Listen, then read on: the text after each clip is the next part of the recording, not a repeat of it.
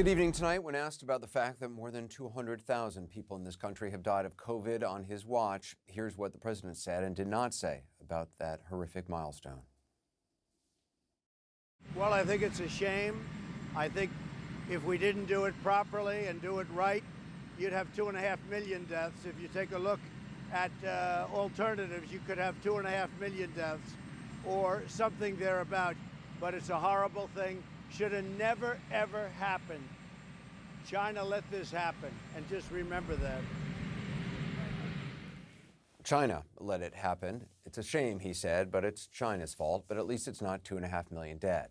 And that was it. It's hard to know where to begin with all of that. His press secretary said this today.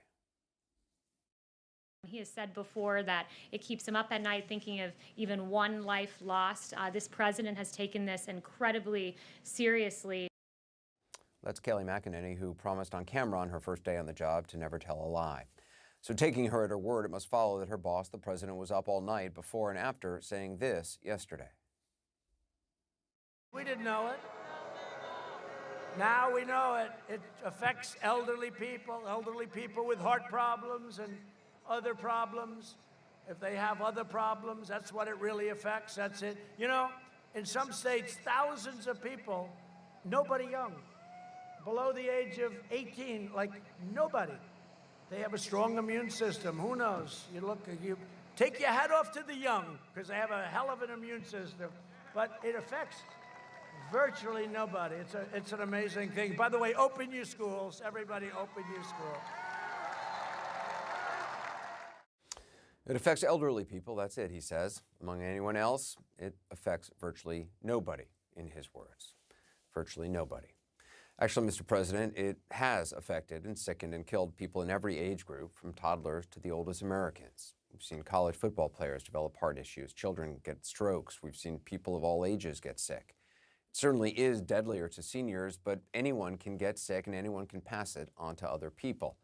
But even if you believe that it only affects elderly people, as the president said, meaning kills them, are elderly people now disposable in this society? Is that the country we now want to live in?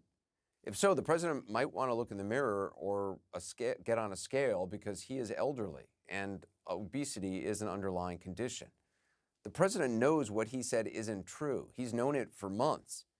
Keep him honest, he himself said so to Bob Woodward back in March. Now it's turning out it's not just old people, Bob. Just today and yesterday, some startling facts came out. It's not just older. Yeah, exactly. Young people, to plenty of young people. It's plenty of young people, he said on March 19th, when just 265 people had died. And perhaps when the president said that, he was maybe trying to impress Bob Woodward with his knowledge or make the accomplishment of tackling the pandemic that much more impressive when it actually happened. Except that victory has not come yet.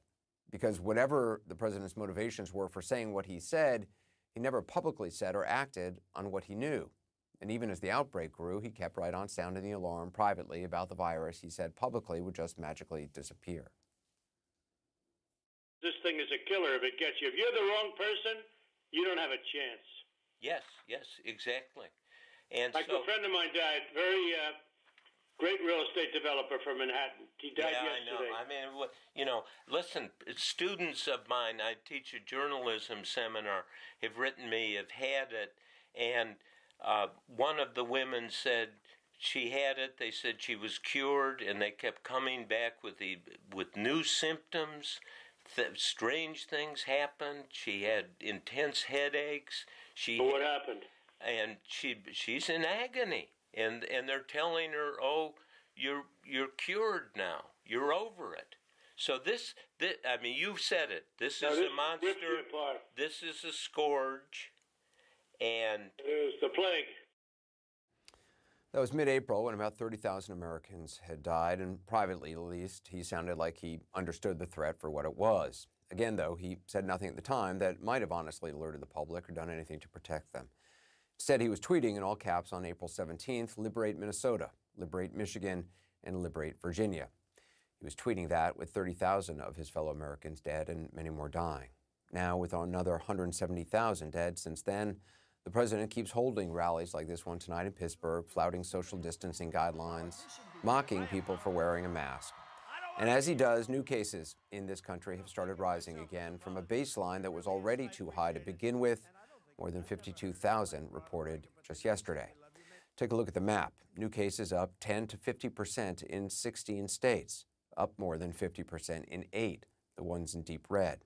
They are steady in 20 states and dropping in only 6. Yet today, the day more than 200,000 people he took an oath to protect have died, the president again had nothing but praise for the job he's done. I think we've done an amazing job. They're having a spike in Europe now, as you know, and we're always compared to Europe, and we've done very well compared to Europe. In my opinion, we're rounding the turn. Rounding the turn. He said that yet again. Yesterday, he gave himself an A+ on the job. Talking today with the CNN's Sanjay Gupta, Dr. Anthony Fauci had this response to a viewer question about how he would grade the president. Take a look at the numbers and make up your own mind. I mean, we don't need a soundbite from me.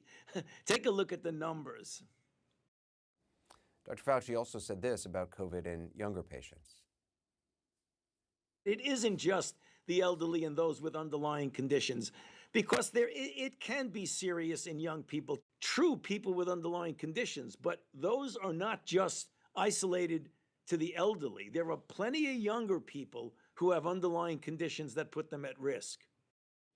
Again, the president knew this, said so to Bob Woodward back in March, but kept the truth from the public. Dr. Fauci has not. He addressed the death toll today. The idea of 200,000 deaths is really very sobering and in some respects stunning. If the president is in any way sobered by the same milestone that has sobered and stunned the nation's most highly regarded expert in the field, he's showing few signs of it. Truly feeling the impact, after all, might mean acknowledging both the terrible scale of it, but also the individuality and unique value of every single life lost. Everything, in short, that makes us all somebody.